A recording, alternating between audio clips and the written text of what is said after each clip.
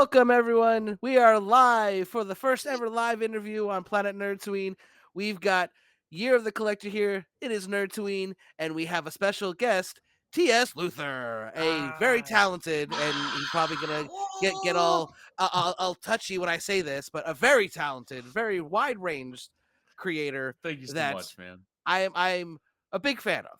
And one thing we do on this show is we only tell our personal opinions. We don't tell people, we don't give rankings and anything like that. But I will say my Nerdtooine opinion. If you see a TS Luther book, you might want to pick that bad boy up Oh, because thanks, man. it might not be what you even think it is, and you'll like it nonetheless. That means a ton, man. Thank you. It's true. It's So true. We was just talking about this today. Um, Luther, you have quite the range, my friend. Thanks, Right? man. I started to because I known I've known you for a while. Like we followed each other, we interact with each yeah, other. You're always promoting your books, your next like you're always on the next thing, right? I looked you up, right? Because you're a guest. I should know something about you, right? So Luthor is a writer and co-creator of, and this is just what I could find: Tokyo Fire, The Mighty Craw, Growing Up, Alice, Lost in Wonderland. Um, what was the one we was talking the about? The Digger, Digger, Hellion and and Bash. currently Digger, Hellion and Bash. Hellion and Bash.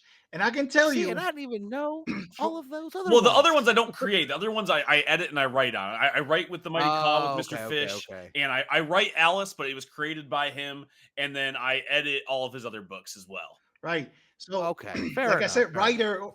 writer or Exactly. co-creator Yeah, of I'm this. all over there, man. Yeah, and none of these projects, none of these titles are even close to being similar to the next one. Uh, Yep. we can go from a mystery to an action to Tokyo to Cyberpunk. cyberpunk, Like, like from one to the next. So that is quite the range for an indie writer, right? Like an absolutely. up and coming. I For mean, any writer, really. yeah, any writer really, right? That's the type of stuff like you'll see from big time creators that can jump from one Yep. theme, one project to the next, seemingly effortless. And I know effortless is not true because it does take a lot of effort, but the fact that you make it seem effortless speaks Thanks, man. volumes Yeah. of your talent.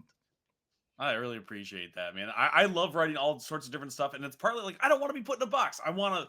Yeah. I also like as a dude who wants to work more in comics. One of the reasons why I've been able to work with publishers is because I do write a bunch of stuff, right? Because I've had the opportunity to pitch in the room, and they're like, "Hey, we like this, but we're looking actually more for this." And I go, "Okay, I got a book for that. Hold on." And I go to my stack Right. of stuff that I got, and Hold I'm like, my beer. I've got one for you. like I can't talk about it yet because the contract's not signed. But I was literally pitching a book. It was really similar to Hellion and Bash. It was another like superhero thing, but it was in somebody else's universe. And they're like, "We like it, but we're looking more for a thing with magical girls." And I was like, "Oh, hold on." And I pull up my pitch for this book I'm working on called MGID, which is the Magical Girl Investigation Department. And I can't talk too much about it because it's not signed yet. But I'm like, I have a book for that. And I handed them. They're like, "Oh shit, okay." Like that's how it goes. Like you can't put yourself in a box, otherwise you're gonna lose opportunities. Luther has Absolutely. a Rolodex instead of business cards. It's pitches. You'd be like, okay, here, I got this Dude, one. it's how it goes. I mean, literally. So I remember back when I first started, like even like reading comics, other than like Marvel or DC. Kirkman was on a podcast and he was talking about how when he pitches something to someone, he doesn't like have a book in mind. He goes to the artist he wants to work with and he goes, "Hey, what do you want to draw?" And to maximize his chance of getting them to say yes, he then writes a list of pitches that matches what they want to draw. And I was like, "Oh, I got to do that." So that's what I do, except for I'm an insane person. So I also write 2 or 3 scripts. I write like the Bible for the universe. The first time I ever got to work with a pro artist, his name was Oleg Akunev. Love him. He's done stuff for Aftershock and Marvel, and big pro. And I had pitched him a book, and he was like, "Listen, no one's ever heard of you. I'll take a look at your stuff." And then he read the Bible for the book, and he goes, "Do you do this every time? What if I would have picked that one?" And I sent him the Bible for the other book, and he was like, Okay, you know what you're doing. Okay. And so since he said that, that's what I do every time. I like forget I like that. I just gotta write stuff.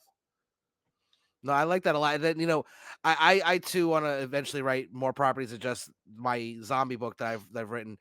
So I like that idea of just literally having. If you're trying to go different, like another artist, be like, let's see what kind of stuff they like to draw. You Yeah. tell me, I can make something out of that. Well, Like that's how it goes, man. it is, and it's really interesting. And I said this to you before we got on the air and to year. I was very impressed Thanks, man. with the range because for me, like, and it's part of a lot of the fact that a lot of writers get put in a box even if they don't want to be. Right. So to be able to tell these different stories that have clearly different source audience as well as storytelling methods. Like for instance, like in Tokyo Fire, I felt like there was a lot left to be explored in the world where it wasn't really a lot told.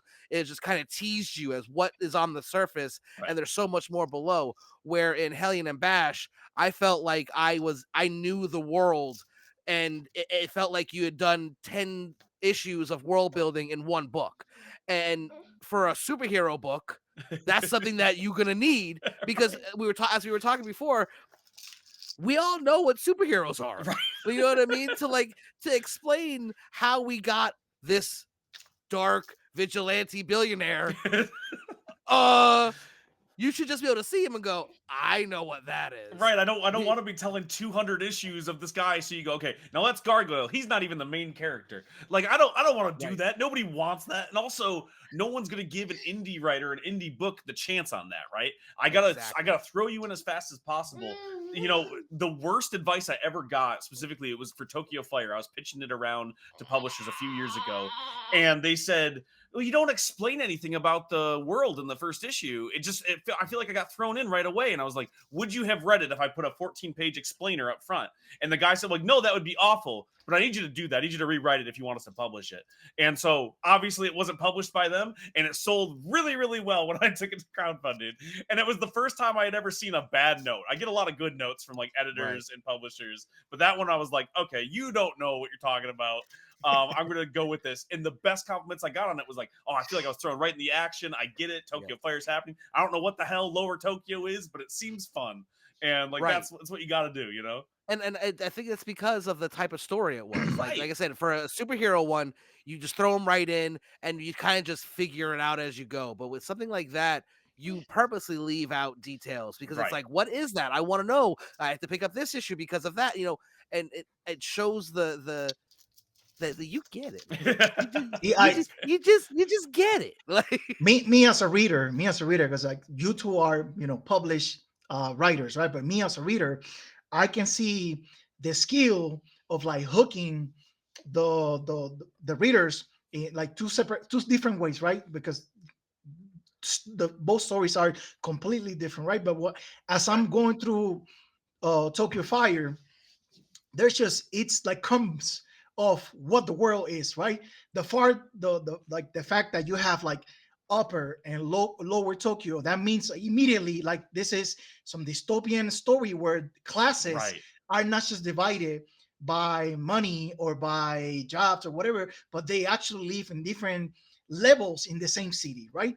And then they start, you don't actually say what's going on like you say, and I love that, but you yeah, have like a quick drive-by of a protest, right? And in the Right. signs Right. you yeah, can see what are they protesting about, like human rights, yes, civil rights, workers rights, right? And it's how, like just analyzing it a little bit, right?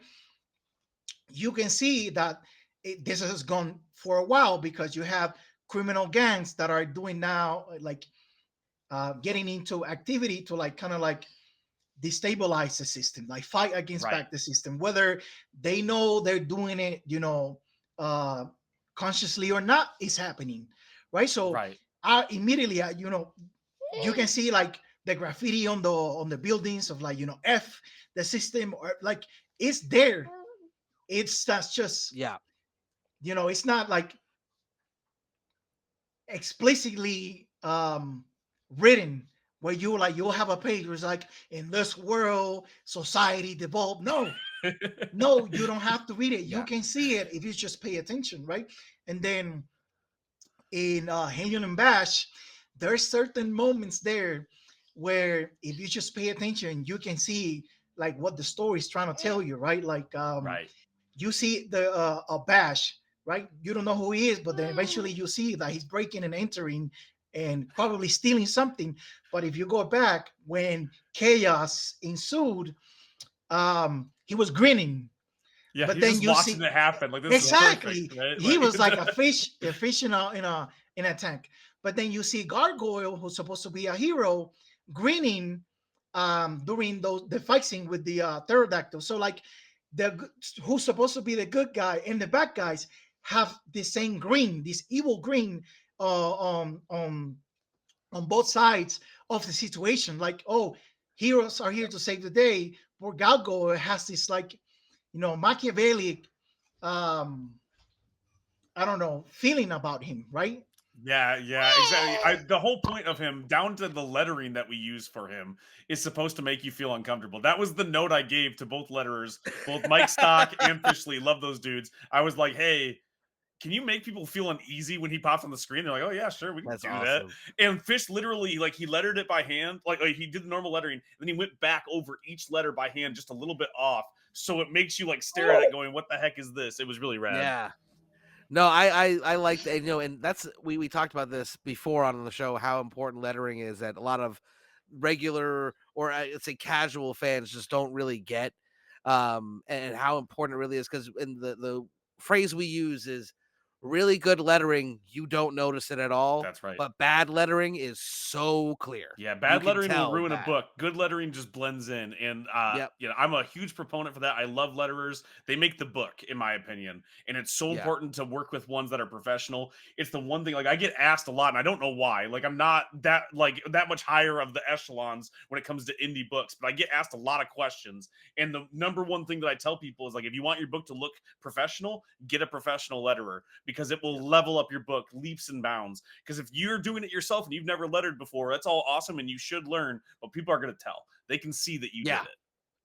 No, and I tell a story about my book. What was it? I think it was 3 years ago now. We had the entire ash can done. We were ready to go. I brought it to MegaCon. It was lettered by the interior artist. Okay. And when I brought it to people and I showed it, they were all like, "Wow, this art's really good. I like where the story's going." But I'm like, "Oh God, Oh what?" no. And they're like, the lettering is it's horrible. Like I literally had someone say like this lettering is absolute trash, Oh, and I that was like, sucks, man. That's it, rough. and not for nothing, but I almost gave up at that point. I was like, all right, well Oh. that's it. Yeah, I'm not gonna There's I can't if get it redone, but apparently this is the way it ends.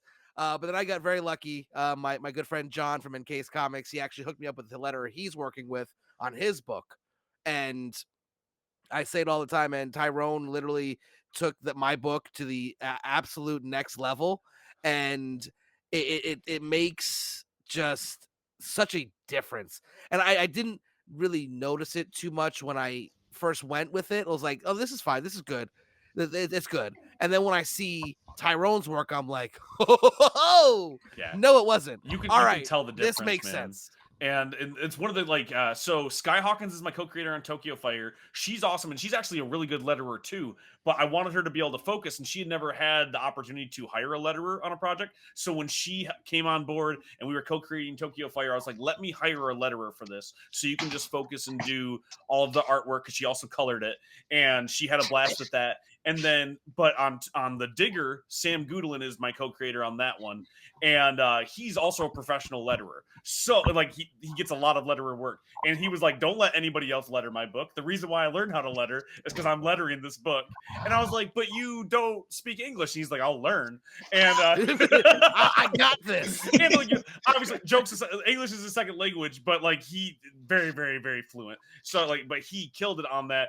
And to the point where I was like, hey, I was gonna hire a letterer, and he was like, are you sure? Because it looks good. And we had sent it to the publisher as the test. I was like, well, I like it. Let's see what the publisher thinks. The publisher was like, it's good to go. Do we want to print this one right now? And I was like, oh, stands to reason. The same as a good letterer. Then if the publisher says yes, then we're good. Yeah, like exactly. And and speaking of the Digger, the artwork is so visceral. Like it talk about being uncomfortable reading it, Mm. like, but in a good way. Like, because it was creepy and like I felt like, because it built up to that big reveal at the end, like we all kind of saw coming, You should but like know. to You should see know, it but was you've just gotta like, see it. Yeah. oh, And that was so like fun because I get to oh, pitch a so book good. every week. Well, now I don't because I got a publisher for it. But before I was pitching, I was like, I get to walk into offices or get on calls and be like, "Hey, what if Indiana Jones hunted short round?" And they go, "Excuse me, what are you sending me? Like, what is this?" And then I send them the book, and they're like, "Oh, okay, that's what he's talking about. This guy's weird." Okay, but that was the cool thing about Invader Comics is they heard that and they were like, "We want in," and then they got the book, and they were like, "This is I would awesome." be that's all I would need too. Like, I'm sorry, like I like the second you said that, like, I'm sorry, what? Like, because I didn't catch that, but now that you say Now, it, I now can't you can't unsee it, right? You see the kid, it's he's like, got the oh my hat, gosh, you got that's an what that was. archaeologist, like Oh crap. that's Well 100% what it played, is, you sir. know? Well, it takes a real special person to slide one by me, and you slid, and that was right. That was perfect. And that Well one, played. we were talking about it earlier when it comes to like the me pitching to writers. That was one. So I really wanted to work with Sam. I had been following his career. He's done a ton of indie books out of Russia and a lot of professional stuff over there, but he hadn't made it over to the States yet. And I had been following him like real close. And I got a hold of his email and I started pitching him books. And he agreed to work with me. Like he liked my portfolio, but he was like, "Your pitches suck. I don't want to do any of these." And I was like, "Okay, like, but like you said you wanted to draw this." He's like, "I changed my mind. I don't want to draw any of these. This sucks." And I was like, "Okay, what are you in the mood to draw for? I will write you anything." And he said, "What do you know about Mesoamerica?" And I said, "Everything." I knew nothing, but I was like, "But I can learn." Like I lied. I can research. Exactly. I was like, "I know everything," and I got like 10 pitches for you. And he was like, "Perfect. Can you have them to me by Monday?" I said, "Bet." I did not sleep for 4 days, and I learned everything I could. I called several museums. I talked to a couple people I know who are studying at college that I exact like that. topic, and I came back to him with 7 pitches, and he picked the digger. And it's like our take on going, "Hey, when people say it belongs in a museum, that's actually bad. That's white people saying it belongs in our museums. What if we approached it from that point of view?" Because like I'm a white dude, if I'm going to be telling a story in Mesoamerica, I wanna do it from that angle. That's the only way I think it's Right. okay for me to go in there. And so that's we made Indiana Jones the bad guy because that's he is, right? Like Right. I love Indiana Jones, I love those movies, but if you look at it through a realistic lens, he's the You bad know guy. something? You know something? I was having this exact conversation with my wife yesterday. We're doing like this challenge on Instagram, like where every Okay. day you have to like post a book related to certain theme, right? And I think yesterday was the theme was hero's journey, right? And she posted a book of a cover with Indiana Jones. And I was teasing her. I was like, "Is Indiana Jones a hero? I mean, he just goes to other people's countries and stealing Stealing their their stuff. relics and their history. Is he a hero? I don't know. I don't think so." And she didn't like that because she's a huge fan of Indiana Jones. I mean, I Listen, am too, but I am like, too. Right. He's No, flipping no. me right now, so No, listen, I'm a huge fan of Indiana Jones, but after Big Bang Theory, I have realized not only is he a villain, but he doesn't have any impact on the story whatsoever. He's just there to be a white guy that looks good. right, Like, right, come on, let's be exactly. honest here. And, That's and all he is there for. and he's fun and I love it and he is Right. roguish, but if like the fun of writing comic books like we talked about before is anything can be comics, right? That's one of the magical things about it. I don't have to worry about casting, I don't have to worry about special effects. It's like I can tell any story and no one's going to give me Indiana Jones and let me tell that story, but I can tell this story because it's decidedly not Indiana Jones, so I can Right. use the power of me being indie and being a nobody because I can't get the Indiana Jones license from Marvel. I can go and do my own version of that and do something that they'll never do because they would never do that to Indiana Jones because Indiana Jones is worth too much money. It's the same thing as with Hellion and Bash where I can make Gargoyle, the obvious Batman analog, a terrible, awful person where he's literally called the monster in the first issue because they would never let me do that with Batman, nor would I want to. But I can Right. give you a book that you can't get anywhere else and use my powers of being a nobody to my advantage, No, I really that's a great way to look at it too. I never even thought of it like that because I mean I'm doing a kind of similar thing with the zombie side where it's like I'm gonna take it to places where most people wouldn't dare because they're not gonna make Rick the evil person. Right. They're not gonna make like my main character, he is gonna for the first half of the story, people are gonna be like, is he the hero? I don't think I think he's the bad guy in this story. Like he's killing everybody for no reason. Like Are we the baddies? Like that's but why do I like him so much? Because he's a relatable character, and that's one thing I I think indie does so well is relatable characters more so than Marvel and DC. I wrote a review for this book from Boom Studios called Vicarious, right? And on my final thoughts on the issue, I was saying that it there's so much going on in the story that you tend to forget who is on the right and who's on the wrong, right? And the fact that the writer was able, and I was telling you about earlier, it's the Vicarious book, right? I bought a bunch. Oh man, you're gonna love it. The fact that Ryan Parrott, the writer, was able to write a world where evil versus goodness is irrelevant. It just says that everybody's stories matter, everybody's side of the story or everybody's story matter, right? Like you can tell a story about zombies where your leading character might meet on that gray area when it comes to morals, right? Or it could be just a plain villain, but you're reading the story, you might find yourself rooting for the villain. You never know. It's depending how well you can craft that story, right? And me as a reader, as a fan, if it's a good story, it don't matter if it's a bad guy, a good guy, a morally gray guy. If it's a good story, it's a good story. And that's the best part of something like Game of Thrones, right? Where it's like you have 40 characters who are all against each other. They're all vying for the same thing. They're all each other's antagonists. But we love watching all of them because you're telling a good story and you have characters who I root for even when they are the bad guy. And especially what's really fun about that is when you care about everybody and then they go head to head and you're like, I don't know who to root for here. Yes. And I'm like, that's the best part. And that's the types of stories that I love telling. I love asking the question of, okay, you thought this was the hero, but maybe I meant protagonist. Maybe I meant that this is the main character, not necessarily the hero. They're not the same thing. Those words They're not the same thing. You know? They're not the same thing, exactly. And that wait, what? Hold on. I've had some really nice people pop into my comments being like, why does it seem like the thief is the main guy in your book? Isn't it like Batman and Robin? And I was like, it's decidedly not Batman and Robin. Like Batman is the bad guy. Catwoman is the good guy.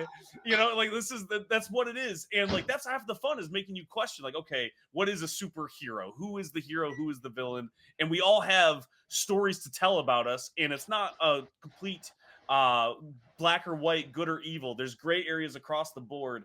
And that's the main thing that I do with it, because really, like, the way that I pitch myself to publishers is like all of my stories are like, hey, what if I tricked people into eating their vegetables and I put it in like that package of like superheroes, Indiana Jones, manga, and cyberpunk.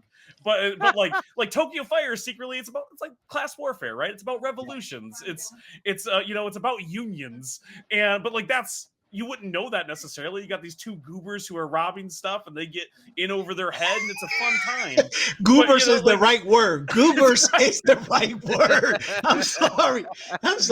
I was trying to find, because I made some notes so I didn't forget. I was trying to find words to describe, the characters.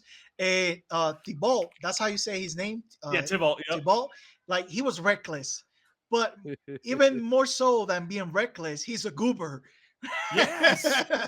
He's a goofball, and like his only skill in that book, like he's the face, he's the talker. So like whenever like they're getting chased or they're in a fight, it's like the only thing I can do here is talk and hope somebody gets me out of it. That's the only thing I can do. So like my main thing that I do in all of my books, and you'll see it, it's like not necessarily a formula, but I always open with the characters I want you to see the most doing what they're best at.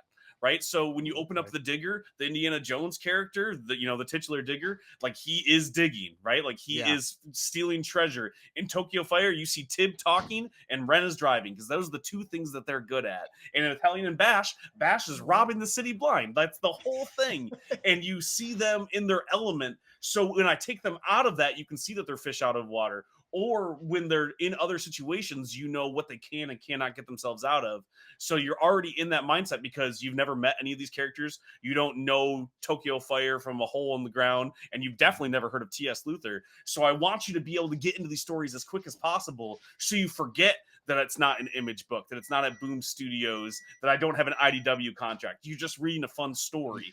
And that's my goal for all of my indie books, and now less indie. I don't know what to call them because I got publishers for these books now, but like it's still a small publisher. No offense to Professional Entropy, I know you write me checks, but like no one's heard of Professional Entropy either. Invader Well, but no, Comics is a little bit bigger. People have heard of Invader Comics, but they're not the same as You're Boom, gonna be on right? camera. So well, like see, it's nice, but we actually talked about this. I think that like what needs to happen is they need to do kind of like reclassification of indie and all of the stuff like it, like not only indie but also the genres. Like we got modern that starts in the freaking is almost as old as me, which yeah, is right. definitely vintage. I, Um, I've been but waiting for when you, somebody to come up with a new era, and we can all I think just that's the problem. yeah. That no one can think of a name, and we're all just like, we'll just keep it modern. But like when you talk about indie, for me, everything that is not Marvel, DC, and Image are indie. Boom is close, but Boom and IDW, I feel, are still definitely independent publishers that work with the big three. I mean, but That's how IDW I is look at printing it. money with every single last Ronin thing that they do, and Boom Studios has like $1 million just in Tiny and alone, and Hmm. then plus Power Rangers, right? Like they have their big ticket Right. items, but I do get what you're saying. Like definitely like when it comes to like money on the board, they're definitely a little bit lower than like Image or there. Where does Dark Horse fit into it? Because Dark Horse has been the Dark Horse forever. People forget about Dark Horse, but yet they're the only ones who are printing manga, and they're printing money with Berserk every month. Yeah. I have Yeah. all of the hardcovers because where else are you gonna get it? So Dark Horse has the cachet, right? But I think people forget because Hellboy isn't necessarily on the shelves every month that they're still huge. Yeah. So I think it's not even about the money aspect for me. Why I only have the big three. It's more of brand recognition to non-comic people. That's fair. Like when I've Like mentioned stuff like that, Image, they like don't know what people I'm talking about. you see Spawn, you know Spawn. Like you see Marvel or DC characters, you know they're Marvel or DC. Where even though like Boom, I think Boom is very close to being that next one Erica Slaughter is on because everything, man. Like she's gonna be a mascot. and when it once the thing that it hurt Boom is that they announced things too soon to make sure that the books got like purchased a lot of. Yeah. Like for instance, when you look at like Berserker, like the one with Keanu Reeves, that is going to be a movie and an animated series. They announced that a second at release, and now we're sitting here years later with no information. Then Um. you have Uh. freaking uh something's killing the children. it was You know that auction. It was auctioned like early on, right before it caught on Yeah. fire, and there hasn't been any announcements. But listen, if I said Keanu Reeves was doing Hellion and Bash #3, I could sell the movie rights to that. They'd sell no script in hand, nothing else knowing. Is Keanu Reeves attached? Yeah, I can sell right. that. I can make that Well, and happen. I Check, think please. that's what helped get the sales up initially for Berserker. But when the story, well, I still think it was really good I all say the way it through. helps that it's an But awesome book, right? Like, right, and, well, he also and that's the thing. It's Keanu Reeves and some of the best minds in comics today. I'll admit that I was a little bit So skeptical. I'm a giant Keanu Reeves fan, but when I heard he was doing the book, I was like, okay, how much of a cash grab is this going to be? right. But he is a giant comic book fan, though, so I was like, yeah, I he know he is. would know if the book was bad, but that still doesn't mean that it's going to be good. I pick it up like, oh crap, this is awesome. Okay, I got to buy all of it, and I'm sure everybody else did that too. So I was pleasantly surprised. But I'm one of those people who are disappointed. I'm like, where's the movie? Where's that happening? But is that comic book's fault? Is that Boom's fault? Or is that Not at Hollywood's all. fault? I mean, I don't want to say not at all. I mean, I'm sure there is some, blame on the. I mean, you look at they sold, because the owner, the guy who created Boom, is not the head of Boom anymore, Right. and I think that also kind of did did some damage. But then I'm telling you, and I think we can all agree, when something killing the children, that first trailer drops from a Netflix Netflix. show. It is going to break the internet. I don't know if you can see on my back wall. You can see I have the House of Slaughter black bandana back there. Yes. Yes.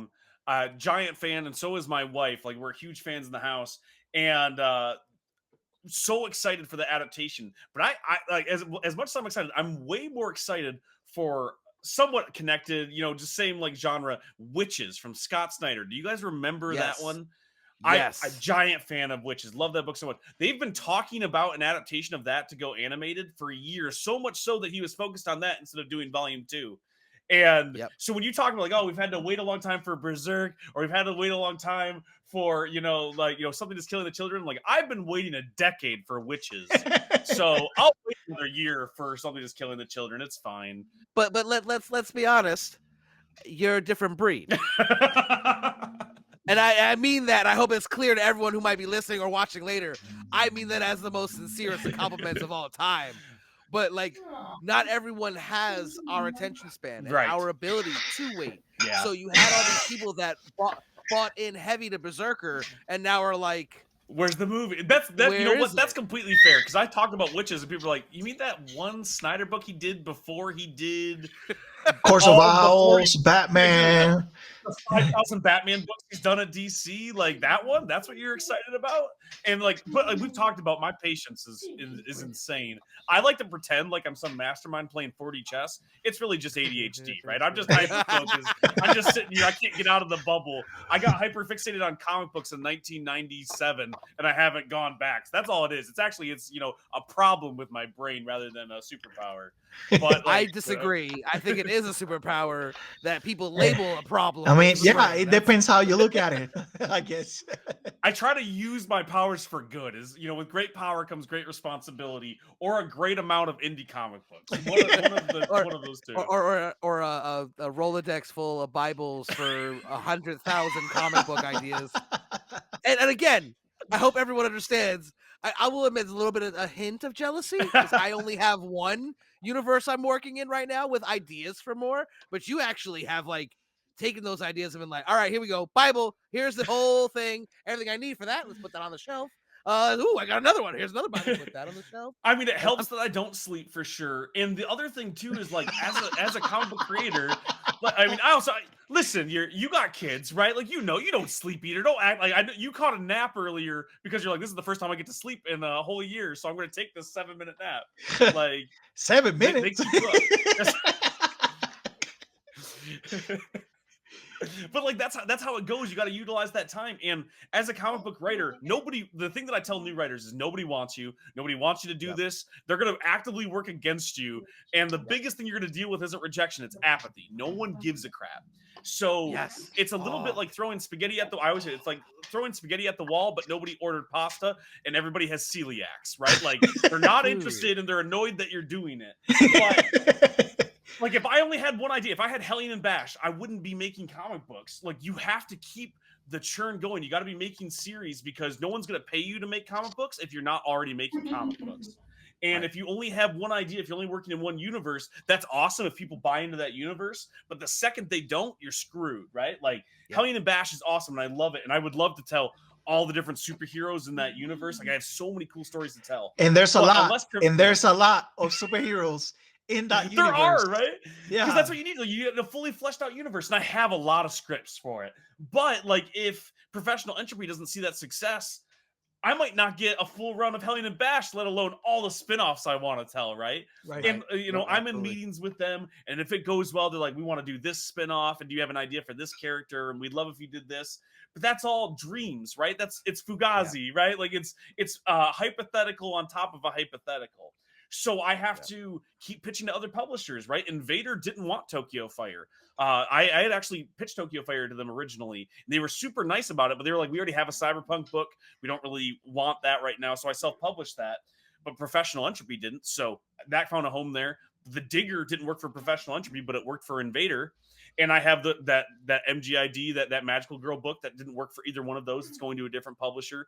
So like, in order to work in this industry, you have to have 100 ideas. You have to have a million artists that want to work with you because you're not crazy, or at least you're the right type of crazy, and you're not offensive. That's the thing I gotta tell you is like, Fair, just be fair. cool to work with, man. Okay. What was that? Yeah, Did you no, say?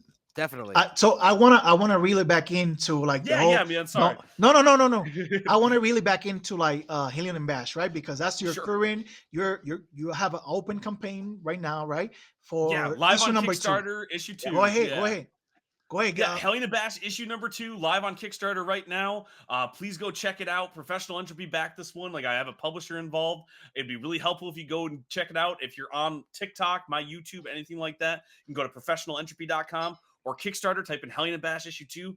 Who protects the sidekick from the superhero? When the superheroes don't step up, when this kid's being abused, the supervillains have to, and they find themselves on the run from the entire superhero community. If you like books like Invincible, The Victories, The Boys, Batman and Robin, this is the book for you. It's going to ask questions that you can't do in mainstream comics. It's going to have a lot of action that you can't see because they're not going to put Batman through that kind of thing. So please go and check out Hellion and Bash, because who knows if people will let me write another comic book, you know? Like, I can write these all day, but someone's got to sign the check to those artists. Marcus Pedro is the artist on it. He's amazing. He's really, really good indie artist out of Brazil. He was doing all these amazing comic books on Funktune, which is like this Portuguese language, like webtoon or tapas. And he took a big chance at doing an American book with me. So if you don't want to see me cry and you want to see Marcus get paid, go and check out Hellion and Bash. Also, I'm a dad. If I can guilt you into anything, if you don't buy the book, how do I feed my kids? let me say Like, something about issue 1, right? Because we read it, so we could be ready for this, right? I don't know, and this is what, like, just one page that I want to highlight really quick. I'm not sure if this was Marcos Pedro, the artist, or Fish Lee, the letterer, but there's one page, and I thought this was clever. It could be simple. I'm simple minded sometimes, but Bash is on the elevator, and it's one of those see-through elevators where you can see outside, right? And outside, there's this whole fight going on between this monster and the superheroes. And he's looking outside and just looking back at the door of the elevator. And the right side of the page, you see the levels as he's going up, right? Like 15, 16, right? I thought that was really, really clever, right? You don't have to write, you don't have to show that he's going up. You just show the background, the different altitude of the fight and the buildings in the background, and then just a circle with the number of the level as he's passing by. I thought that was so like perfectly executed, right? Storytelling without actually the telling part. You see it, and automatically your brain like pieces together. It's like, oh, he's going up, shit's going on in the back, he's going to the penthouse, right? I thought that was so well done. Thank you, man. That I don't know if you wrote it to be like that, or it was like a I collaboration. mean, I definitely wrote it to be like that, but Marcus's execution on that was like a big part of it, right? Like that. One of the reasons why I love working with Marcus is like he gets it. Like everything that I write on the page, like he's going to execute it 10 times better than I even put on there. Full credit to him. But like he understands it, and it's if anyone's ever worked with anybody who speaks a different language, it's really cool because the way that we communicate with each other, we have right, like you have a different level of communication that goes past just what you can write down. And when you start to get in sync, you get really cool pages like that. And that was fully me going, hey, it'd be cool if they're going up the elevator and we see the action in the background. Marcus going, I got it. And like fully executing that perfectly. And, you know, credit to Fish too. He did all of the SFX on that page. So like the little cherry on top is that ding when he gets to the end. Yes. Like that was all Fish being like, it needs this one little note, you know, like. That's the beauty about the contribution from a letterer, right? Like, I don't know if you actually told him, it's like, hey, I need the ding, right? But right. But just adding it there, right? That onomatopoeia, like, gives it that third dimensional into the reading experience, right? Because you read that and you hear it in your mind. Oh, the ding of the elevator, he made it. You know that sound. Yeah, you know that sound exactly. It gave it a lot of depth. Like it like that one, like that's one thing when you're trying to portray things like that on a flat piece of paper, Yeah. you have to think outside the box to give it that feeling of realism. Even if you're in a fantastical world, it's still a world that would exist in that universe, so you kind of it can't just be stickmen. I mean, I'm sure there are some comics that are just stickmen, but you know it's not going to be a story like that we're trying to tell Right. with just without having that third dimensional look to it. And I when you're talking about working with an artist from my artist is from Canada, and like he came down for MegaCon, and there were times when we were French talking, Canadian. You forget to say that he's French dude. Canadian, so When his when I first tell language you is this French. this man was talking to me in French, forgot that I was not understanding, and somehow I still knew what he was saying. He because I answered back and he was like, "Do you speak any French?" I'm like, not even a freaking. I know "Voulez-vous coucher avec moi," and that's from Moulin Rouge. Yeah, but he's That's got the like the only reason why I know Quebecois that. like going on, right? Like it's not even just like pure French, right? Like it's its own dialect. But like when you're on the same page, literally and figuratively, and when you're just like syncing up on creating something, that's one of the reasons why even when I pitch a book that I'm like, hey, this is kind of my vision, it becomes ours. I no longer have full ownership over it. Okay. Like Marcus, I hire Marcus. I still have I own Hellion and Bash along with pieces that Professional Entropy has. But one of the things when I was telling him about the story, I was like, I want to make it yours too, because I never want to work on just my project, because I want him to be invested, and he has no reason to be invested other than getting paid if it's not partly his story. So like a lot of the designs that go into the book are all Marcus. Like I'll go, hey, I want a giant green pterodactyl guy. And like everything else that comes along with that is him. So a lot of the designs that go into the book are all Marcus. A lot of the action sequences, I have a general outline for what they do. I do panel to panel scripting, but he brings it to life in a way that I never could. And it's so important to me that he gets the stuff in there. Like he'll come to me with an idea going, hey, what about this? And we'll change stuff in the script as long as it works, because when you're a good creative partner, it's about making sure everyone is enjoying themselves in the book. Because I could write a book that's just wholly me, and it's going to be boring as hell, and everyone's going to be so sad reading it. And you'd be like, man, I wish this guy had some other input, because this guy stinks. So I like, don't know. I think you're pretty entertaining all on your lonesome. But that's just Very, me. very, very. I was just telling Luther earlier. I never know him not hype. Like every time I see him on a video, on a live stream, on an interview, this man is always at 100 miles. You didn't see all the Coca-Cola I chugged outside the room. I was like, so like, here's the Coca-Cola, here's the Red Bull. I need a cup of coffee and a Monster real quick. I got to be on this podcast. But it makes like, sense. you It got to makes remember sense that too, like you two guys have something in common, that not like you have to be passionate and you have to love, and believe in what you're doing. But you two have like this energy and this like relentlessness about your work, right? And you kind of have to be crazy in that way, because like you say all the time, people don't care. Like you have to make them care. You have to create the market for this product that you have, right? Nobody asked for this. Nobody is begging for this. Nobody was out there wondering if there could be a story about X, Y, and Z. You're making it. You have to create the market, and it takes kind of like that personality to like engage people, to like not give up. Props to you guys, because thanks, man. Putting yourself out there for knowingly that the no is probably gonna be the the outcome, the no is the and you best still answer do you it. can get. See, I think I was lucky that I had my big like no slap in the face right at the very beginning. Like because like they were like, there are things I like, but this is bad. And I'm like, okay, so after I, came back to it and was like, oh, maybe I should keep doing this.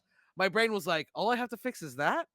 I need a letterer. Right. Hold I on. can fix that. I can still do this. Like, and I feel like, and what you said was so poignant and really kind of hit me that no one cares, and you have to make them care. No. And that's not like a shot at people. That's just how the world works. Unless you have some reason to be invested in something, especially a new property, it Yeah. doesn't matter how good it is if you can't get someone to care about it. 1000%. And I'm never offended. I get a lot of no's and I get a lot of apathy. And like one of the annoying things that I do, I'm sure there's a million pros who hate me because I'm in their inbox all the time. But I'm like, hey, will you check this out? Will you read it? Will you give it a chance to, just look at it? And I want you to know, if you ever got into that, if anyone's watching, I hate it too. I hate myself that I gotta do it. I'm embarrassed. I'm anxious. I'm so sorry I'm bothering you. And as much as I lie about it, I know I'm bothering you. I'm completely aware of what I'm doing. But you have to do it if you want to make it in the industry. You got to put yourself out there and be completely fine with bothering people. You have to shill. You have to want to be a sellout and work with companies because that's how you make a career out of it. I tend to get up on a little bit of a high horse when I'm on TikTok sometimes because I'll see people being like, well, I don't want to work with them. I want to be the next Marvel. And I'm like, that's super cool. Prove me wrong. But I don't think that's going to happen, right? Like that's an institution that you're saying you want to usurp, that no one's ever done that, right? Even when you look at Image, that was made from people who left Marvel and DC, like that had a name at Marvel before they stepped out the door. Right. Nobody wants a new guy. Like, how many times do people check out your book or my book and they're like, well, is Spider-Man in it? Like, what do you mean? Like, if he's not, I don't give a shit. Like, I don't care. Like, what? Hey, you said this was a Batman and Robin story. Which Batman? Where is Batman? And that's the thing, right? And so, like, you gotta. Where is Batman? No, that was pretty good. I like you. So, like, you gotta hope that you can convince them, and someone will take a chance. So you have to take as many chances as you can, and that means bothering people, pitching them. Yeah. And the biggest thing I stress to people jumping in is you gotta make it knowing, and you can be proven wrong, but knowing nobody is gonna read it. Like, it's got to be worth it to you to just try, because the first book I made, and like you talk about the letter, the first book I ever made, it was called Growing Up. No one read it. I put it on Comixology because I didn't know how to pitch a book at the time. I don't think it's ever gotten any downloads. A few of my friends bought it from Amazon because I think that it was like on the drop shipping thing. You could buy it there and they'd print a copy for you. But other than that, no one had seen this anthology I made. But it was enough to make me go, okay, I can do this. What if I got the next one in front of people, right? And you don't have to worry about the hate. No one's going to care enough to hate on it. No one shits on Hellion and Bash. I never get mean comments about Hellion and Bash because I don't get comments about Hellion and Bash. You know what I mean? Like no one's talking about it to hate on it. I see so many people afraid to go out there because they're like, what if people think it sucks? And I was like, that'd be wonderful if more people thought Hellion and Bash sucked. I would love if there was a bunch of people talking about how bad my book was, because then a bunch of people would be talking about it. But like you don't get not that, only that, you know? but I feel like no matter what, unless it's like no such thing as bad press, bad, right? This is really bad. Okay? Just because you have those people who are saying it's bad are literally gonna like. There's gonna be so many behind you, like, wait a minute, no, I like it, and you suck for saying it's bad. Like even if they don't believe it, just because people love to disagree. That too, but I have noticed that a lot of people now are really trying to get behind the smaller, the better creator. Yeah, because they feel kind of left out in a lot of the properties that are in the big companies. And for people like us, when we write stories, we make it relatable but in a fantastical world. So these people will see these characters and feel something for them, but they don't have to know them. Right. You know what I mean? Like they could just get invested in the story and live in it. And I think that's something that a lot of the like Marvel, DC, Image, they don't really do as much anymore because it's just about, let me do another Spider-Man run to make some money. Let me do another Batman run to make some money. Let me do this and that. Yeah. It's all about money. It's not about telling the best story. It's about that status quo that they have to protect is the thing, right? Go ahead. No, I'm sorry. I was going to say indie books. Oh, it's okay. Are just fresh, and it's about the story, right? Like like the stories have to be good because they don't depend on an IP, an established IP. They don't depend on an established character. They don't depend on an established big name for the writer, for the artist, right? Like DC or Marvel can sell you a book, an entire run based on a writer, based on the artist, right? And indie comics don't have that luxury. They have to be good, right? The stories have to be good. The characters have to be good, right? because You sometimes can't give them any excuse to tune out. I was just talking Yes. to Rod from Irrepressible Comics. If you guys ever get a chance to check out some of his stuff, love that dude. And he was talking to me about what he has to do to make the book possible. And a lot of what I do is like, don't give you any excuse to look at my book and go, it's lesser than, right? Like, I have a Mhm. professional artist, I have a professional letterer, like, I have a barcode on the front, right? Like, anything that you can think of, like, I charge $5, even though I'm losing money on the book. It's like anything to take away that this book is different. It's just like all the other ones. You just haven't heard of it before, right? right, Like, I want you to see this on the shelf and go, okay, that's just like that book from Image. It's just like that book Yep. from Marvel. Don't give them an excuse to turn away, because they will, because we don't have a big name or a big publisher or a character they know.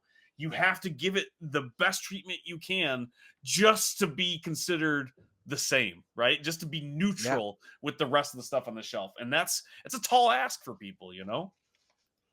And like we talk all the time on the podcast about how if an indie book issue 1 isn't good, there is no issue 2. No. Like that's and that is the end of it. Good try. Oh, so sweet. Yes, good job. I'm very proud of you for printing that. But there won't be a 2. So You can't be a trade we waiter either when it comes to indie books, which sucks because like I love trades. A good trade is gorgeous on my shelf. I love them. I live in an apartment, like it's the best way to store stuff. But you can't do that with indie books, because if you don't buy issue 1, we might not make it to issue 2, 3, whatever, to put right. together a trade.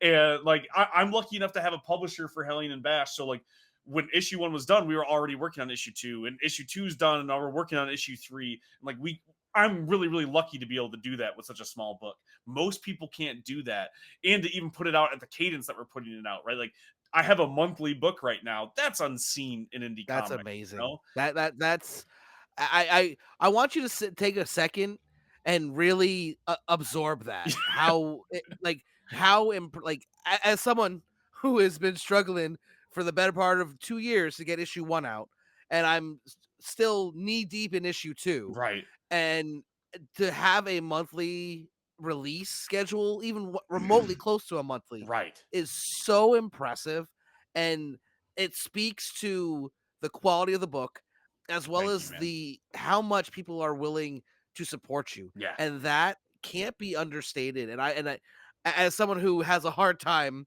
accepting praise and accepting the fact that things might be good, I wanted to take a second to make sure you felt that, Well, thank you so because much, that man. is honestly, it's unbelievably I impressive, mean, and it's a uphill battle, and I know you know, because it's a pay to play industry. A lot of what you do in like indie comics, especially, is you're just raising money. Can you get yeah, enough yeah, money to do the next issue? Because it's not like you have a shortage of ideas or shortage of scripts. It's not that. It's about paying everyone that needs to be paid to make the yeah, book. And so, like, that's another reason why it's like throwing spaghetti. Like, you got to talk to every publisher possible. Like, I happened to get lucky and meet some dudes who wanted to start making comic books and already had a publishing thing going on, and just didn't know anybody making comic books. So I could go, oh, me, like, let's do this. Take a pick, your pick of the stack. And then I got really lucky with people really supporting me on Kickstarter for issue 1. It got funded in under an hour. And I wow, thought maybe that would help me go up on like the that's Kickstarter impressive. ranks. And it did not. Kickstarter did not care Yeah, one bit. They're like, you raised $500. So what? That board game raised 4 million in like 30 seconds. Like, that means nothing, but it meant something to this publisher who was like, oh, well, if he can raise, $500 in, under an hour, what can he raise in a month? right, And maybe we can take a right. chance on this book. And so I've had people try to troll me because I had like 50 backers, 60 people who are interested. I am so thankful for the handful of people that have taken a chance at reading my books. It means the world to me, because it's given me all the chances I never thought I would have. Right? Most people don't get to work with a publisher, let alone 2, to have 3 ongoing series. I never Yeah. take it for granted, and I worship the ground all of you walk on if you backed it, because again, like, I joke about it. It does feed my children. It does make sure I have a job. Like, it is so cool that you took the chance, because you could have went and bought the next Hickman book that was out right now, Yep. like coming out at the same time as Ultimate Spider-Man #4. It's like, well, I know what you're gonna pick. And some people picked Hellion and Bash, and that's enough to make It's me awesome. cry over and over again. No, and listen, you had what, 50? I had 40. I still raised more than I needed, Heck and yeah, man. it makes and like you said, like, and I say this all the time, and just like it means so much, like, because you can, like you said, go somewhere else and get something maybe cheaper or even more established name. Right. But when I say I enjoy reading comics. You know, I very rarely find a comic I don't like 'cause it's a comic book. It's kind of like Star Wars. Even the bad Star Wars, I'm still It's interested. like bad Or like pizza. It's better than most like a, other Still stuff. a pizza, zombie yeah. movie. Still It could be a pizza. bad zombie movie. I'm still all in. Right. But the quality that you put in and the range of stories, like the Digger, I was really into, and that last panel, like it was leading there, but like when I saw it, I was like, oh yes, like it made me think, yes, I want to read issue 2. And then with Hellion and Bash, the whole time I'm reading it, I'm like, these are not established characters already. Like it really felt like they belonged on in that superhero pantheon, you know, and the fact that when I read it, I get those those kid feelings. Like I like really like enjoying reading. It's not something that I get from a lot of the Marvel and the DC runs, even when I enjoy them. So kudos to you for being Thank able you, to man. create something that gets this person who has the I hate everything vibe 9 times out of 10 to really feel like it felt like I was reading something that was important. Well, And like that that, means if a I ton, miss, man. and Thank to the you. point where I'm gonna have to go back and read it again because I'm like, I know I missed something. I have to go Especially back. like, I have to go back a couple of times yeah, because I was like, wait a minute, this is really good because this was like foreshadow here. Like I have the feeling like you was trying to tell me this, and then I went back and I'm like, yeah, there it is, there it is right there. And then I go back to where I was, and I'm like, wait a minute, this was that that this means was a ton, shown. man. Thank you. This was shown. He knew yeah, this.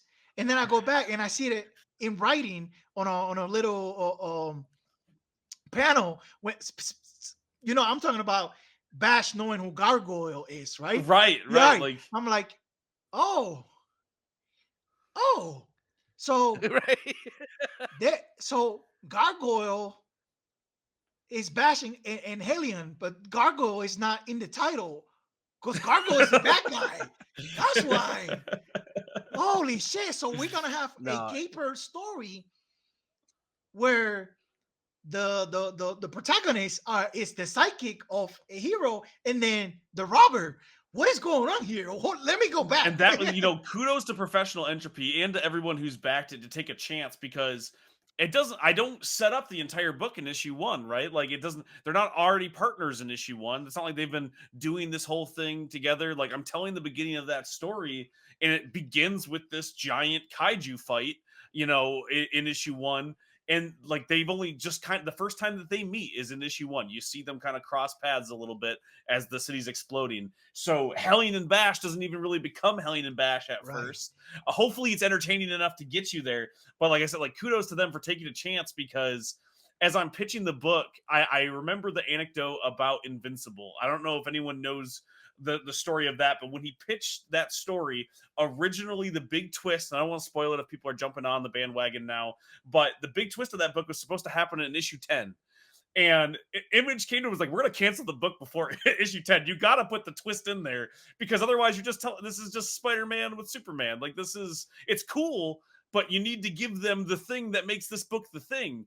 And not to spoil anything, but that's what happens in issue 3. And I was so scared because I didn't put it in issue 1. I was like, are people going to buy this? Are people going to pick up this yeah, book? And the publisher was like, don't change anything. Do it the way that you want to tell this story. So props to Professional Entropy for writing me a big check. I really appreciated it. It all went to Marcus, and he really appreciates it. And it went to Mike Stock, the most amazing letterer on the planet. I love working with that dude. Him and Fishley are the best. And I don't really get paid on any of my books. Most of it goes to my creative teams, but it's totally worth it because it lets me make the next book and keep it going. And I love all the praise. I'm trying not to get uncomfortable. I definitely didn't cry through any of the things that you said. You guys are awesome. Thank you so much for taking a chance. And I cannot wait to send you issue 2. Like I'm about to finalize everything, and I got to send it to you because you guys said nice things. Hopefully you like issue 2 as well. Listen, because if you don't, I'm like, oh no. listen. Let me tell you, I'm sold, right? And for everybody that's sticking around or just got here, Hellion and Bash, right? The campaign for number 2 is up. You can find it on Kickstarter. You can read about it, or you can go to TS Luther anywhere in social media, and you'll hear tons and tons about it. But Hellion and Bash, Hellion is a sidekick. Bash is a robber, a thief, a bad guy, right? Hellion is being mistreated by his by the hero, by Gargoyle, as disposable. It's not said, but if you go through issue one, you'll see that he's being treated like cannon fodder, right? And Bash learns the identity by chance of Gargoyle. So that's what we know walking into issue two. I mean, if you're not No, sold and in a story like that, I'm so sorry. if that doesn't sell you, I got the final nail in the coffin that should sell pretty much anybody else.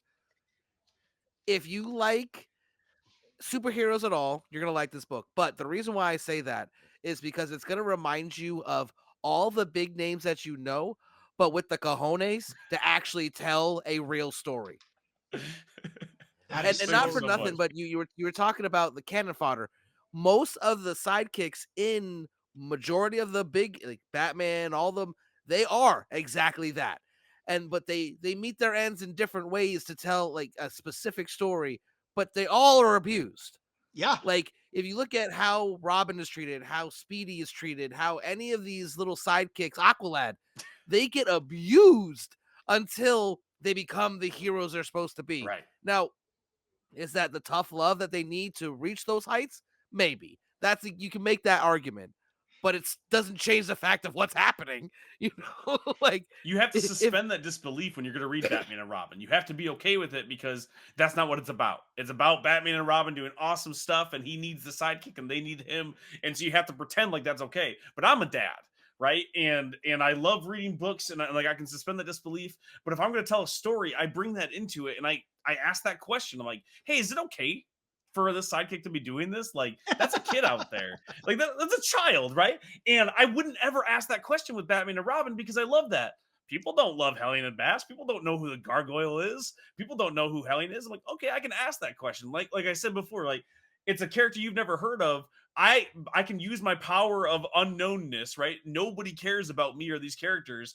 I would never dare do that with Batman and Robin, but I don't get the chance to. So I can do that with Hellion, right? Like I can put him in harm's way and make you go, oh crap, is that okay? You Yeah. don't have to suspend any disbelief. I want you there going, that seems rough. That kid got blown up. Is that good? Should we be Yeah. doing that? What's up with Like this that seems prank? like Why is he treating that kid like that? What the hell? like That's let's how I talk about feel. CTE for a minute, right? wait, Like is he that's the good guy or the bad What do guy? you mean he's And that okay? He's clearly not okay. he's fine. And like the thing that I knew, like when I got the final page back, and that's that gargoyle splash page, he's standing there and he calls him old chum. And like I was watching Batman 66 when I got that final page in, and it was lettered, and I was like, oh man, this might work. That was the thing. That was the moment where I was right. like, I might be able to sell this to somebody. I can at least sell let me four or t- let five me copies of this, let you me know? tell you. Let me tell you this. As I'm reading, I'm making notes, right? And one of the first things I wrote was the narration voice. I wrote insightful, right? And you only get it like in the first couple of pages, right? Right. And then in the end, it comes back, and I realize it's Hellion talking Right. about Gargoyle, and I was like, makes sense, makes sense, right? He said all of these things about everybody else of the different type of villains, right? And then the last one, the last type of villain is a monster, and it turns out it's Gargoyle from his perspective, right? And not just his perspective. Like Gargoyle is a dick. Like let's be honest. But I was like, oh my god, like I like it felt like I caught on to what it was being put down like subtly, right? Yeah. And I was like, oh my god, where's issue two? Like, I think you're a lot more perceptive on things like that, but I think a lot of people will stumble into the realization and have to go like even if they're not like an avid comic reader, you can pick this up and feel like you're not missing anything, and he leads you right where you need to be to not only enjoy the story, but to fiend for issue two. You yeah, know, because when you end like, and that's a true gift that I don't think a lot of writers and creators even care about. But the ability to write one issue and give you enough information and hook you enough to get issue 2, it's not easy, and trust me, I'm aware. But you've done a really great job with Hellion and Bash, and Thanks, man. I cannot wait for issue 2. And as you said, I'm in. This whole run, as long as they let you do it. And let's put it this way: if they stop letting you do it, we're gonna crowdfund it and get it done anyways. That's the thing. I get We will asked a make this lot. happen. I need this story. They're like, hold on. I picked up issue 1. How many do we get of this? I was like, I don't know. Keep buying them. We'll see. I'm contracted for 4 issues. See, You know, I like so that. if You I asked can me that get too. if they sell, they'll give me more. It's only 4 issues because that's what like we could afford to get going up front. But if they sell, I can. I've said this before publicly. I have 56 issues outlined. I have like several story arcs. I could do 56. I could go forever, but I have 56 when it comes to like what I would love to tell with this story. I'm going to be lucky to get to that 4th issue, right? So I try not to look too far ahead. I have a plan if I ever get there, but it's like I got to get issue 2 sold before I can ever worry about that. So someone asks me like, "How many issues is this? Is this ongoing?" I'm like, "It's ongoing as long as you give me the money to keep it going. If you buy it, we'll call it ongoing, brother. Like, we'll keep it going." That's the best way to answer that question, because I've got that too. Oh, how many issues you want to do? Shit, I could do at least 100 right now. If they let but me, like that's how we're many we'll indies, get man. to? It's another story. Like you got to be thankful that you get 1 issue. Like the fact that somebody wrote me a check. That I mean, again, I passed it all on to the creative team. The fact that somebody wrote me a check and was like, "Hey, start working on the next issue." That's never happened to me before. Like when it came to the Digger for Invader, me and Sam made that out of pocket. That was all just us going, "Hey, what if we made this issue and we pitched it to people?" We made 1 issue. Invader was like, "We like it. We want all 4 issues." So we started working on the rest of it. But like, we didn't get paid for anything like that. We get paid if it sells. They didn't get, they don't have any money in it either. This was the first time I had ever written a comic book. A publisher bought it and gave me the money up front for the next one. And they did that for issue 2 and 3, and then Tokyo Fire #2 and a few others. And I don't know if I'll ever get to do that again. So like, go and check this out, while you can. I do. Yeah. We're sold. We're sold. Nah, it was man, listen, it was like exchanging you guys need to go start a messages. publisher and cut me another check, and I'll make all the comic books you guys want. We were. I'll need their social, their address, and I will take care of it. Sorry.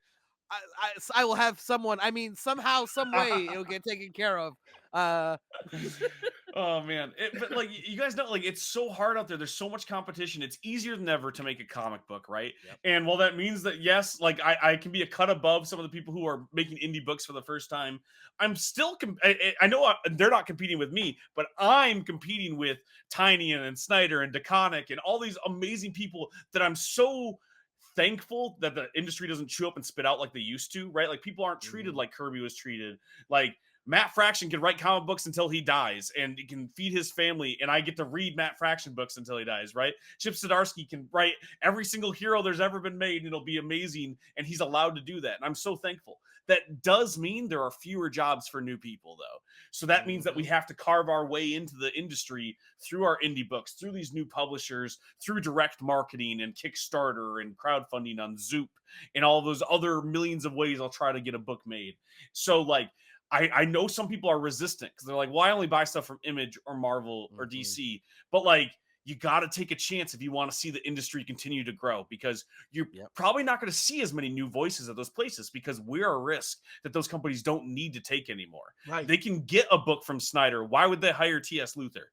You know what I mean? Right. So like, if you want to see these new voices, you want to check that out, you got to go buy stuff from Mad Cave and Invader and these new publishers that pop up every day, Professional Entropy and, shout out. Like, you got to go check out that stuff. And I know people get nervous because they're like, what if it's drawn with green crayon? It's okay. Tell them thank you. Don't buy issue 2. But take a chance because it might not be. You might pick up Hellion and Bash and go, oh, actually, this is pretty good, which is the best review I get every single time is people surprised. They think it's going to be crappy. They think it's going to be ugly. And again, drawn green crayon and with like a bunch of like stickers on the inside. And it's not. It's a real comic book. You just happen to have never heard of it. So take a chance, go and buy some comic books from us. We're awesome. I need you to start making comic books too, so I can start plugging your stuff.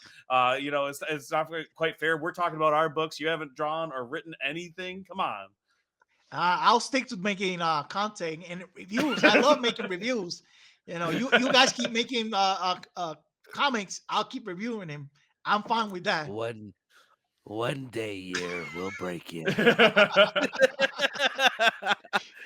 But no, and all jokes aside, though, when it comes to creating something out of nothing, it's really one of the hardest things you could possibly do. And like you said, it's never been easier to do it, but some people shouldn't do it, and some people that should do it, that shouldn't do it, are like someone like Year, who has the knowledge. He could, if he just wanted to, write something and just put it out. But I think there's a lot of voices and a lot of creators that are just kind of on the fence, thinking that they can't do it for reasons X, Y, and Z. And all I'm gonna say is that's bullshit.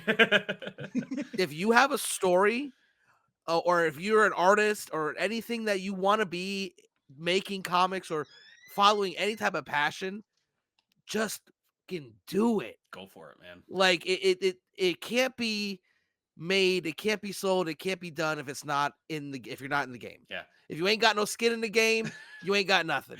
You know what I'm saying? And it's worth it. I say take the chance. I mean, if you don't like it, then you don't have to. I mean, I'm not saying like quit your job and dump all your life savings into one book and hope everything's the best. Listen, as someone who quit his job and put all of his life savings into one book, don't do that. It does not go well. I became so broke so quickly off the confidence that this was going to make me the same amount of money. And I will tell you this right now, not only did it not make me the same amount of money, it did not make me any amount of money. And it is so expensive to make books that are going to compete. So do not quit your job to do this. I had a very cushy office job. I was a technical writer. I worked for automotive companies. Like if you saw people talking about brake parts like on Amazon, I wrote that stuff. And let me tell you, I had an office. It was air conditioned. There was a vending machine right there. It was great. Nobody came and bothered me because HR was one thing down, and they knew if they said anything off kilter, they'd get in trouble. So I just got to sit there in my little cubicle writing about car parts.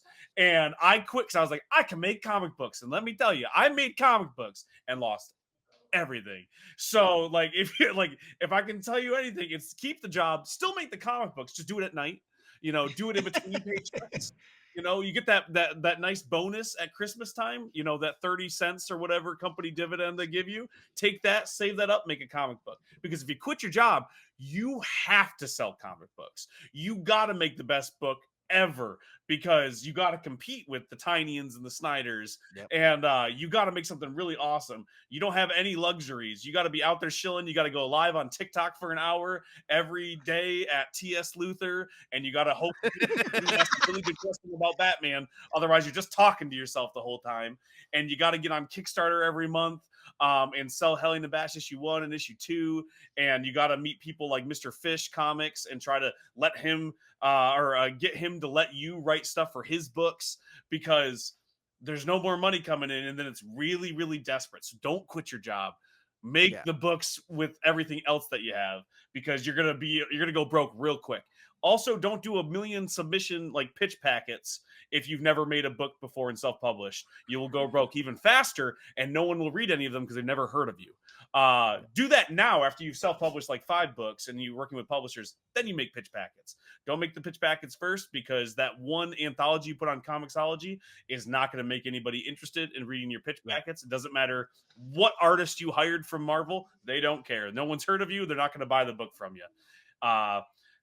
And again, this is all hypothetical. Definitely don't know anybody who did this exact thing and had to start over from square one. So this is just another pitch for another book. Yeah, the story of making comics. I have so much money. Can't you tell from my 1-bedroom apartment? No, and that's the thing. I say this all the time. If you're trying to get into comics to be rich, guess what? I can save you the trouble. because it's not gonna fucking happen. There's one But guy in comics. His name is Robert Kirkman, and he got rich off selling the rights to the comic. He didn't even make it off the comic book. Nobody is rich in comic books. Like, it just doesn't happen. Even if you're successful, even if you're Tom King, who claims he's gotten wealthy off of it, that's not how it works. You know what I mean? Like, you don't make a ton of money. You can make a living. You can make it a career. There's difference. Yeah. Yeah, but there's a difference between getting rich off your comics and getting paid to make them. Because, like, I get paid to make them now. Yeah, no. Very, very little. Somebody's getting rich from those comics, but it's definitely not Tom King. It's definitely not Snyder. It's 4 levels up. Right. Somebody's getting rich. I don't know if it's like the writer. Exactly. It stays pay to play too. That doesn't really go away. Like, to let some people behind the scenes, a lot of publishers, what they'll do, and like, we'll take Image for example. Image isn't even going to solicit your book unless you have 3 in the can.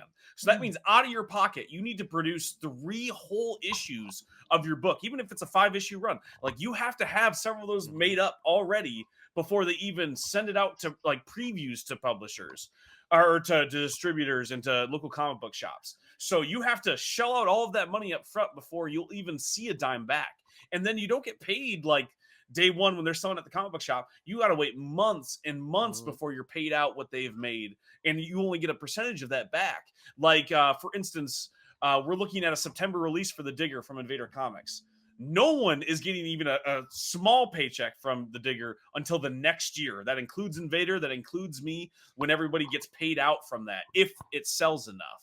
So, like, even if you do get paid, you're still paying so much up front and you're waiting forever, and comic books move slow, and you still have to eat even if your book's not coming out that month.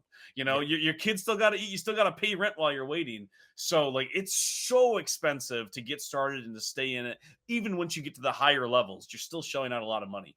Most companies, if you're not working for Marvel or DC, aren't paying your artists for you, aren't like keeping everything going. They're not going to pair you up with somebody. They're not paying for it to be printed up front. Like, there's so many things that you don't think about that you have to pay for the entire time, even once you're doing it professionally. Even in the big truer two, words have never been said.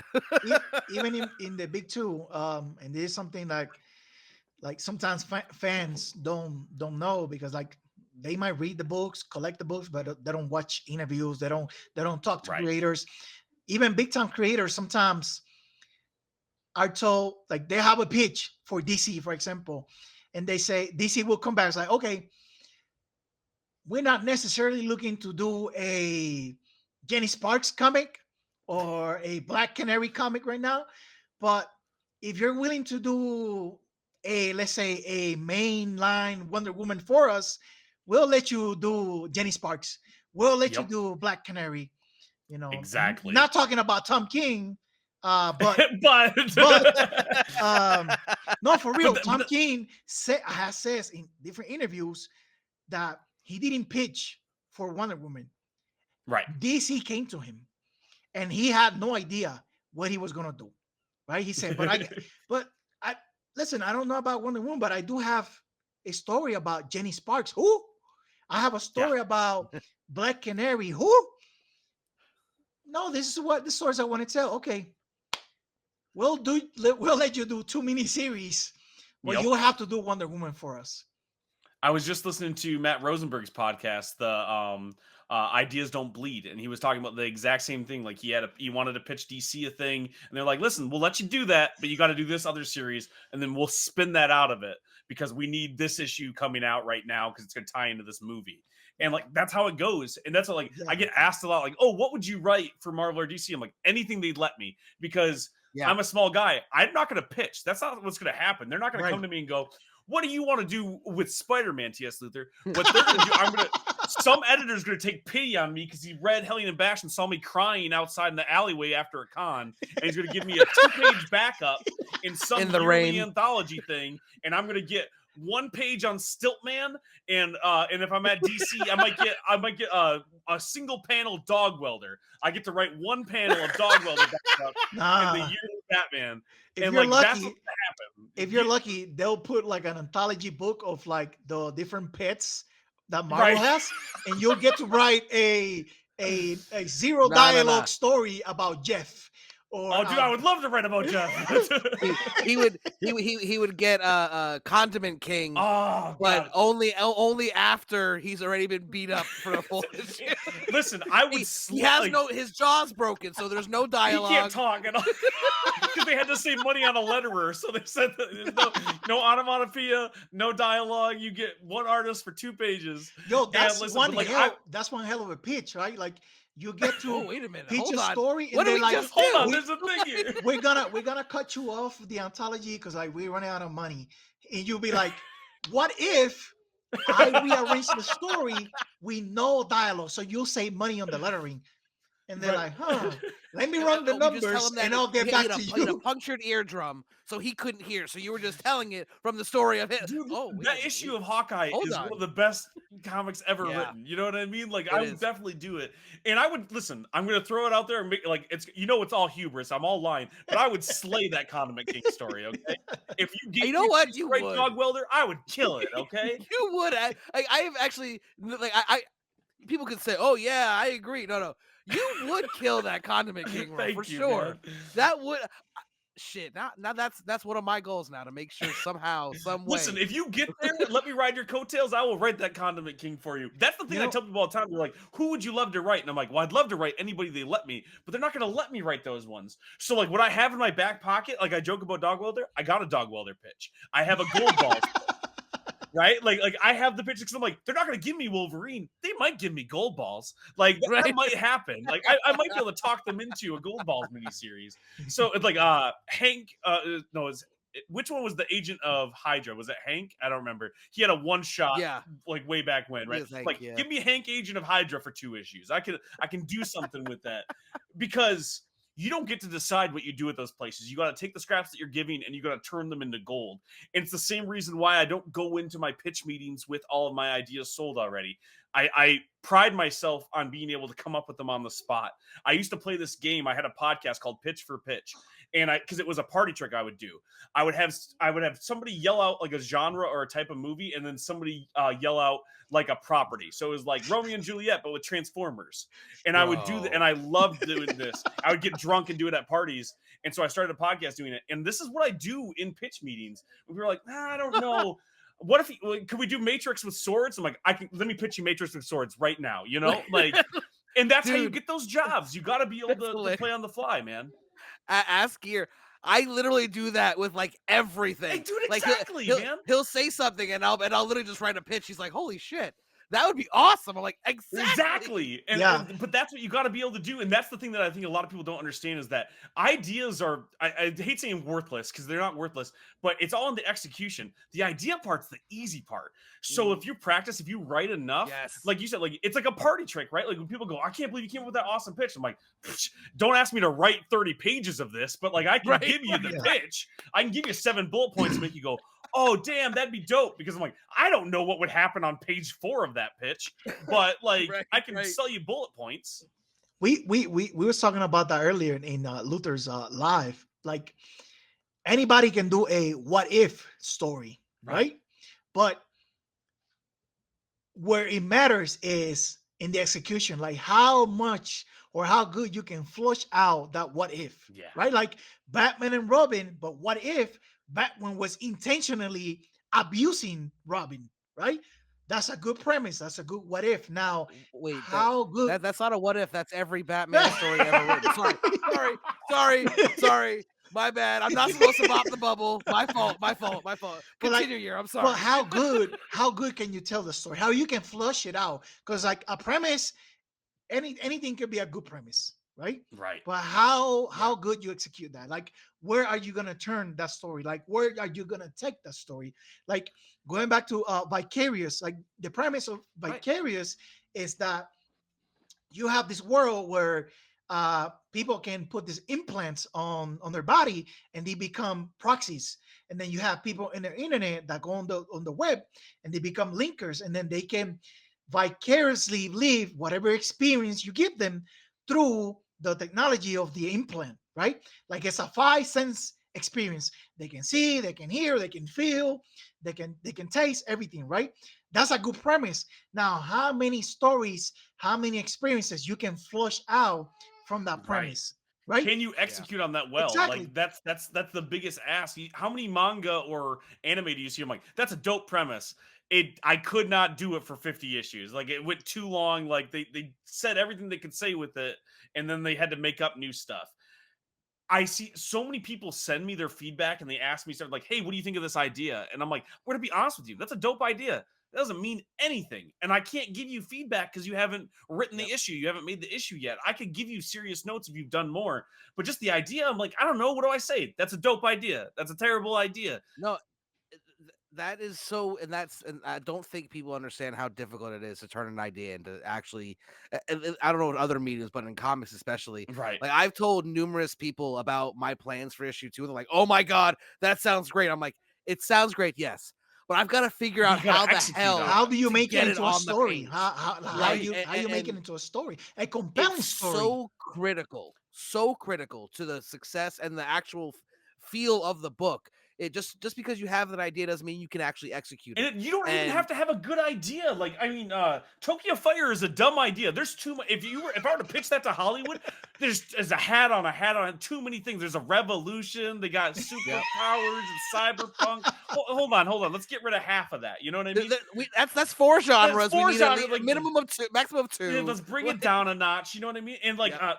John Wick. John Wick is dumb. That's a dumb idea. Okay, you killed his dog. And he's mad about Yes. it, and you're like, hold on.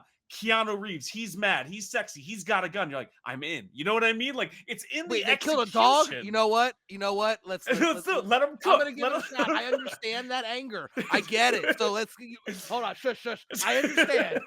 We're just gonna sit here and watch We're this. gonna Hold watch on. it happen. But that's the thing is, like, it doesn't. Like, you can have a terrible idea, or you can have an awesome idea. It's all in the execution. And I feel bad because what they really want when they send me these ideas is they want someone they perceive who is doing the thing that they want to be doing, and they want to be told that it's okay. They want the go ahead. Yeah. And like, you don't need it. Go ahead, go forth, conquer, Yeah, do the do thing. Because I'm gonna be honest with you, I didn't just get into making comic books because I loved all the comic books, right? I read tons of comic books I didn't like, and I had to put my money where my mouth was and go, I think I can do it better. If not better, I think I can do it where more people would enjoy my book than they would. You know, like, I'm not just inspired by the books I love. I'm also inspired by the books I didn't love. You know, like, it's a big part of it. So like, don't worry if your idea's dumb. Most of my ideas are terrible, but like, I might be able to convince a few people that they're good by how good I write them. And like, Yeah. it's okay to have a dumb idea. Some of the best stories are terrible ideas. No, and I appreciate anyone who is still hanging around. We're at an hour Oh and a half. man. We keep trying. I Me and you talk all the time about trying to keep these at an hour, and we just can't seem to fucking do it. I told So, Luther this was gonna be a yapping festival because he's a yapper, you're a yapper. I sometimes can't shut up either. You can ask my wife. So I knew this was gonna happen. That's why I haven't said anything. I haven't gone like this. I was like, hey, An wrap hour it and a up, half B. is a good round number. This is great. Like, this is what we meant to do. I agree, and that's why what we're gonna do now is I'm gonna give you these last few minutes. I want you to pitch everyone to go on and get into Hellion and Bash. Tell them where they can find the current issues as well as Kickstarter, so we can push this out and try to make this happen as much as we can. We're a little podcast. We have some nice little amounts of followers, but anything we can do, we will. So the floor is yours, and watch this. I'm even gonna make it all. Watch this. Eh? Wait, Oh. hold on, Oh, no, hold on, Tim. hold on. Wrong one. Bait and switch. There we go. All right. All eyes on me. Check this out. So let me like zoom out so I don't get all blurry here. Hellion and Bash issue number 2 is live on Kickstarter right now. If you love me, if you hate me, go check it out. It's gonna be awesome. If you like books like Invincible, The Victories, The Boys, the gritty, but not just for gritty's sake, but the more adult-oriented superhero stories, this is the book for you. The entire pitch is who saves the sidekick from the superhero. You have your Robins, your Speedies, your Alphas, if you're a Spider-Man fan. You have these sidekicks, and you can ask the question, well, hey, should they be doing this? But you don't follow that to its natural end conclusion because you want to read Batman and Robin. That's the fun part. You don't care about Hellion. You don't care about Gargoyle. You don't know who these people are. So you can ask that question in this book. And that's what we do. You have this sidekick who's the world's greatest sidekick, and he's being abused by his superhero. And no one's doing a dang thing about it because you have Batman. Who's going to stand up to Batman? I'm afraid of Batman. I'm not going to do that, right? And you have the people who could stand up to Batman, but they have to ask the question, should I? Because if we take Batman off the board because he's a bad guy, who protects the world the next time Darkseid attacks? Who saves the world if Batman's off the table because he's kind of a bad dad, right? So you have these people who are complacent and complicit in this kid's abuse. So who steps up but the supervillains? You have the world's greatest cat burglar, Bash, basically this world's Catwoman, and he goes, hey, this isn't okay. I don't care about, Batman. I don't care about Gargoyle. I'm going to go save this kid, and I don't care who stops me. And he's got to go on the run from the entire superhero community. And that's really at the heart of it, what the story is about. You have this unsuspecting father figure on the run from every superhero and their mom who's trying to protect this kid who also was a superhero and the shenanigans that ensue. And it all starts with a giant kaiju attack. You have this definitely legally distinct character, definitely not Sauron from Marvel, the pterodactyl, this giant green pterodactyl, and he attacks the city unwillingly. And when all the superheroes are busy, you have Bash, the world's greatest super thief, and he goes, this is a great time for me to rob everybody because they're busy. I can just go do my thing, and he's enjoying the chaos. Did I mention he has luck powers? So he can dodge debris and walk around, and nothing gets in the way.